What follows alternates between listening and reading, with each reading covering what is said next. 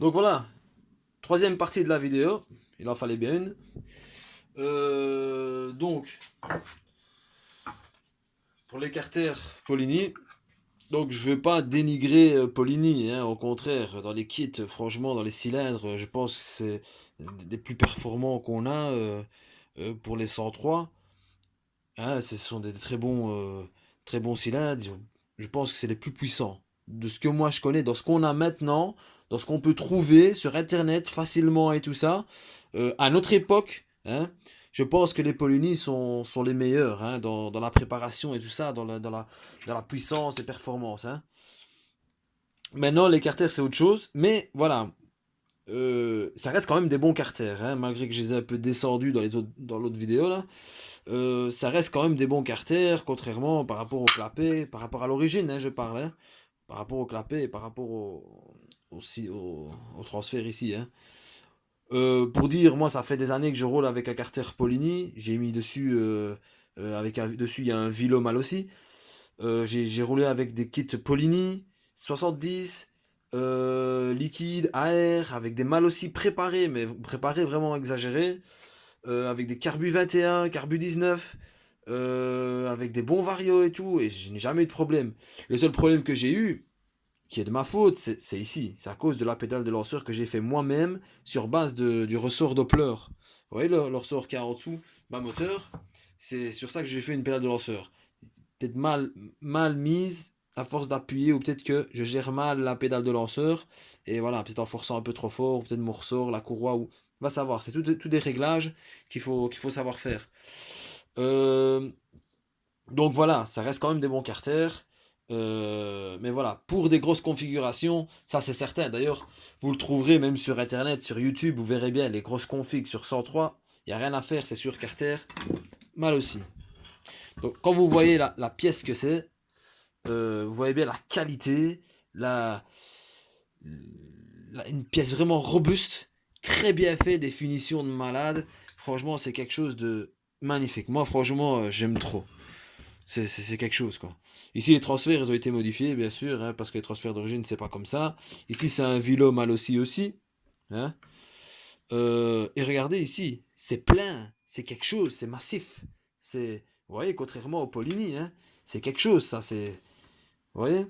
Regardez même les Vario, quand vous regardez le Vario Polini et que vous regardez le Vario mal aussi, bon, ici, c'est une grande plage de 115. Quand vous le démontez, vous regardez même les maslottes, par exemple, il est marqué mal aussi sur la maslotte. Enfin, c'est vraiment le détail, c'est quelque chose, ça brille, c'est beau, c'est magnifique. C'est de la performance, hein, la qualité des joues, c'est quelque chose, vous voyez, c'est terrible. Même les clapets, ici, vous mettez des clapets à M6 de Mecaboîte, de Derby Senda, ou de. Vous mettez ça, des super clapets, des V-Force.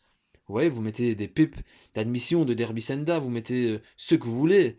Vous voyez, vous avez plus de choix. Vous comprenez? Maintenant, voilà le petit point faible des 103, parce que moi je suis pas fanatique 103 ou fanatique Motobécane MBK 51. Pour moi, je pense qu'il y a. Dans les deux, il y a du bien, dans les deux, ils ont des défauts. Vous voyez? Voilà, donc ici, ce moteur-ci sera mis sur cyle en bloc, hein, un peu comme les Motobécanes. Hein, faut s'inspirer. Pour les vibrations, bon, ce moteur-ci va aller sur un prototype. D'ailleurs, la patte ici, c'est de l'acier blanc, c'est de l'acier blindé, on va dire. Là, c'est pour faire un support pour les pédales de lanceur et le ressort et tout ça. Voilà, c'est juste déposé comme ça. Vous voyez? Et regardez, c'est une super pièce. C'est une pièce magnifique. Allumage digital, premium. Vous voyez, c'est quelque chose. C'est mal aussi, quoi. Ça n'a rien à voir. Ça n'a rien à voir. Donc, je reviens avec les Polini. Pas faire des trop longues vidéos. Donc, après, une fois que vous avez fait. Donc là, je sais pas, ça c'était l'ancien que je vous ai montré. Hein, euh, que je terminerai. Enfin, je terminerai même pas parce que le cylindre est serré. C'est juste pour montrer. Ou celui-ci, je vais m'entraîner à faire l'échappement et tout ça. Sur base de celui-ci qui est déjà fait, je vais m'entraîner sur ces. Je vais prendre les mesures et faire, regarder avec, avec le piston et tout ça. Enfin, ça, c'est plus tard. Donc, qu'est-ce que vous faites? Vous prenez un morceau de papier verré, ou d'abord, pour vraiment dire tout, vous allez prendre une lime, hein, une lime qu'il faut, pas trop épaisse, et vous allez venir ici pour arrondir, vous voyez? Et vous venez vers l'intérieur, regardez bien parce qu'il y a un sens dans la lime. vous venez ici pour arrondir le transfert, parce que le transfert va se faire comme ça, vous voyez? Donc, il faut venir arrondir ici, arrondir là, et faire attention au nid cassé qui est ici, pour ne pas qu'il saute, et venir l'arrondir comme ça, vous voyez? Vous mettez votre lime, et vous arrondissez comme ça un petit peu, vous arrondissez les coins. Quand vous avez fini, vous prenez un papier fin, et vous allez venir faire comme ça, vous voyez? Sur les jupes. Pour vraiment arrondir, regardez le mouvement là, vous voyez? Hop, pour vraiment arrondir tout, ici, aussi les jupes que là, que j'ai refait aussi, hop, arrondir l'angle ici. Vous imitez l'origine, hein, en fait, hein, vous faites l'imitation, hop, comme si c'était d'origine, hop, et puis vous donnez un petit coup comme ça, vraiment pour bien, et à la fin, vous prenez un papier tout fin, bon ça c'est du, je sais pas c'est du combien, c'est très fin, vous passez dedans comme ça, avec votre main, et vous passez comme ça, tout fin, et vous revenez sur les jupes, vous voyez, hop, pour que tout soit bien nickel.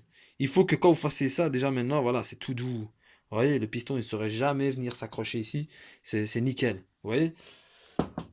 Un peu comme ici, celui-ci, il est fini. Celui-ci, il est prêt à monter. D'ailleurs, je vais le remettre sur avec des carters Polini pour avoir un moteur tout Polini. Donc, il y aura la tête, enfin non, en français, on dit la culasse, le cylindre, le piston, le vélo mal aussi, le carter Polini et le carbu Polini 21. Les nouveaux Polini là qu'ils ont fait. Donc ce sera un moteur Polini, à part le Vilo. À moins qu'ils fassent des Vilo Polini, mais ça m'étonnerait. Donc voilà. Pour le piston, la même chose. Bien venir poncer convenablement pour ne pas arracher tout. Et voilà les amis. Je sais pas quoi vous dire d'autre. Voilà ici. Une belle culasse qui pourrait bien aller avec, qui allait d'ailleurs très bien avec ce cylindre là. C'est la culasse, une culasse en polygone qui n'a jamais été fait en 70 cm, en 70 cm3. Mal aussi, il avait fait en 50 cm3. Et celle-ci, c'est une 70. C'est ERD Préparation, c'est un site luxembourgeois qui vend beaucoup de pièces, énormément de pièces. Franchement, il a beaucoup de choix. Même si à cette époque-ci, ça commence à devenir rare parce que il y a des marques qui ne fabriquent plus, comme Mal aussi. Par exemple, il y a la courroie pour Peugeot 103. Les courroies pour Peugeot 103 Mal aussi, eh ben, ne se fabriquent plus. Que ce soit pour SPX, non, SPX, je crois qu'ils en ont encore, mais les MVL SP, ils en ont plus. Et pour le Variotop aussi, Mal aussi Variotop 115, ils ne la font plus. Donc, on est obligé d'aller chercher chez MBK 51 pour le Variotop. Donc voilà les amis, je vais vous montrer un autre truc. En même temps qu'on est chez Polini, restons chez Polini. Ici, ça c'est une culasse, pour ceux qui n'ont jamais vu, c'est une culasse liquide. Donc c'est que la culasse liquide Polini. Vous voyez?